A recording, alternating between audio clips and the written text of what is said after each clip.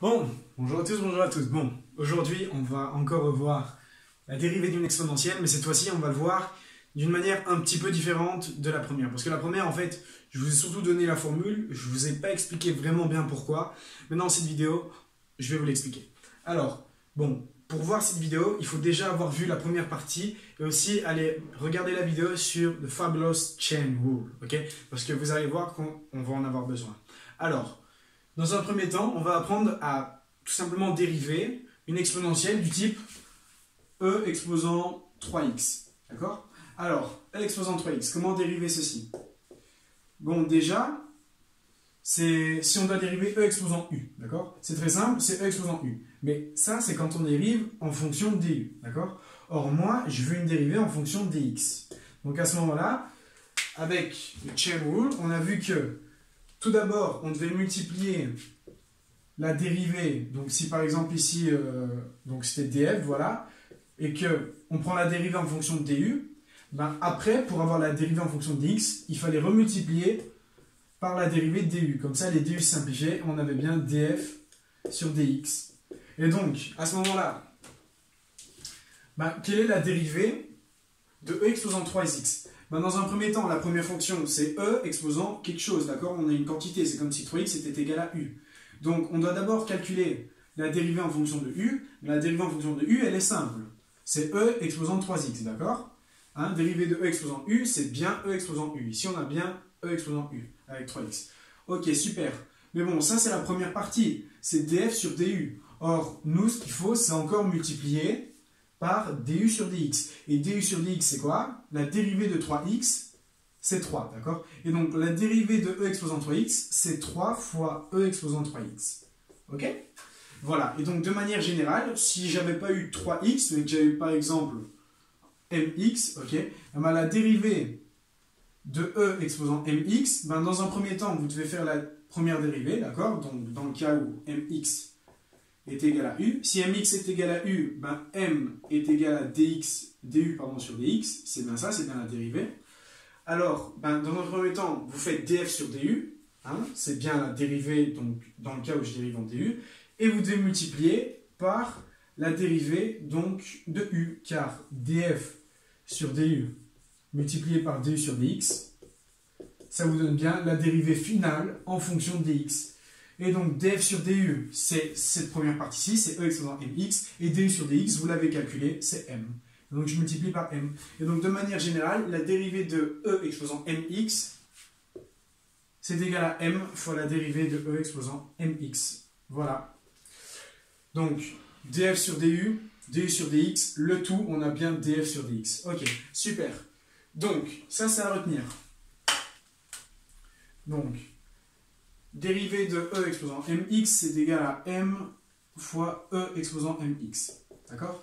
Donc, pourquoi le nombre e ici? Parce que je vous rappelle que e, d'accord, se dérive en lui-même. C'est un nombre qui se dérive en lui-même. J'ai fait une vidéo là-dessus pour comment calculer e. D'accord? Je vous invite à aller la visionner. Bon, ok.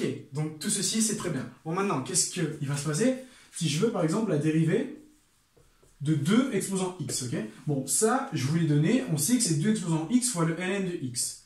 Ok? Ok, mais comment on sait que c'est 2 exposant x fois le ln de x? C'est très simple. Alors, déjà, 2 exposant x, qu'est-ce qu'on peut dire que c'est? 2 exposant x, c'est égal à e exposant, et donc le ln de 2 exposant x. Hein? Donc ça, c'est tout simplement une manipulation de logarithme. Hein? Tout simplement, on n'a qu'à supprimer les logarithmes, et donc on a bien 2 exposant x qui revient à la fin.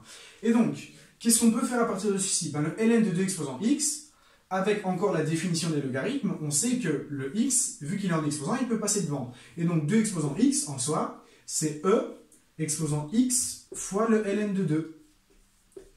Et donc, la dérivée de 2 exposant x, ben, qu'est-ce que c'est? En fait, c'est tout simplement la dérivée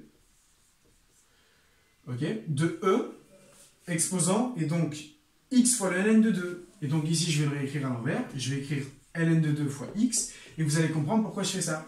Bon, ok, très bien, donc 2 exposant x, avec les logarithmes, on a vu que c'était égal à e exposant x fois le ln de 2. D'accord? Et donc, ben, à l'aide de ceci, ben, on retombe bien à une dérivée comme ceci, d'accord? On a bien la dérivée de e exposant mx. Et donc la dérivée de e exposant mx, c'est m fois e exposant mx. Et donc cette dérivée-ci, on peut dire qu'elle est égale. Et donc m, c'est quoi ici? Ben, m, c'est le ln de 2, d'accord? Et donc, je le passe devant, donc j'ai bien le ln de 2 multiplié par, et donc e exposant le ln de 2 fois x. D'accord? Donc j'ai bien mon petit m et puis e exposant mx. D'accord? C'est bien la dérivée qu'on a. Ok? Et donc juste avant, donc précédemment, on a vu que, ben, en soi, 2 exposant x, c'était égal à e exposant le ln de 2 fois x. Et donc en soi, ben, e exposant le ln de 2 fois x, on le retrouve ici. Et donc, quelle est la dérivée de 2 exposant x? Ben, la dérivée de 2 exposant x, c'est tout simplement le ln de 2 multiplié par 2 exposant x. Voilà, voilà. Et donc, on a trouvé la dérivée de 2 exposant x en utilisant une exponentielle. Donc, je vous rappelle que la dérivée d'une exponentielle, donc du type mx, d'accord, c'est m fois la dérivée de... Non, pardon, c'est m multiplié par e exposant mx. Pourquoi? Parce que ben, dans un premier temps, on doit d'abord différencier en fonction de mx, et puis on doit multiplier par la dérivée donc, de mx, donc du ici, d'accord? Voilà, voilà, donc tout ceci, c'est quelque chose d'assez simple à retenir, d'accord? La dérivée de e exposant mx, c'est m fois la dérivée, c'est m fois e exposant mx, ok? Et donc, 2 exposant x, je le transforme en exponentielle. À ce moment-là, j'ai quelque chose du type e exposant mx. Je sais que la dérivée, ben, c'est m fois, et donc l'exponentielle. Et donc l'exponentielle, on la connaît déjà, c'est 2 exposant x. Et on obtient ceci. De manière générale, si j'avais pas eu 2, mais que j'avais eu a par exemple, eh ben, on aurait eu les mêmes calculs, sauf qu'au lieu d'avoir 2, j'aurais eu a. Donc là, j'ai aussi a. Et donc la dérivée de a exposant x, c'est tout simplement le ln de a multiplié par a exposant x. Et donc, ceci, c'est une autre manière de démontrer que la dérivée d'une exponentielle, ben c'est l'exponentielle fois le logarithme naturel ou népérien de a. D'accord? Donc, je rappelle que le logarithme népérien, c'est tout simplement le logarithme en base e. D'accord? C'est égal au ln. Ça veut dire que si, par exemple, j'ai ln de a, d'accord? D'accord? Donc le logarithme en base e de a, ben, ça veut dire que quand je vais faire e exposant le ln de a, ce sera égal à a. Je vous rappelle, e, d'accord, si vous n'êtes pas à l'aise avec cette notion, je vous invite à aller visionner une vidéo que j'ai fait dessus, et donc e, c'est plus ou moins 2,7281. E, c'est un nombre qui se dérive en lui-même, d'accord? Attention, il se dérive en lui-même quand c'est e exposant x. Si c'est e exposant mx, d'accord, ben, par la règle du chain rule, ok, ben, dans un premier temps, vous devez prendre la dérivée, d'accord, donc normalement, et puis multiplier par la dérivée de la fonction à l'intérieur. Et donc la dérivée de mx, c'est m. Et donc voilà, vous avez trouvé la dérivée de votre exponentielle. Je vous remercie de votre attention, j'espère que c'est bien compris. C'est quelque chose que je trouve assez stylé, encore une fois, j'adore ce mot. Et enfin voilà, à bientôt pour de nouvelles vidéos.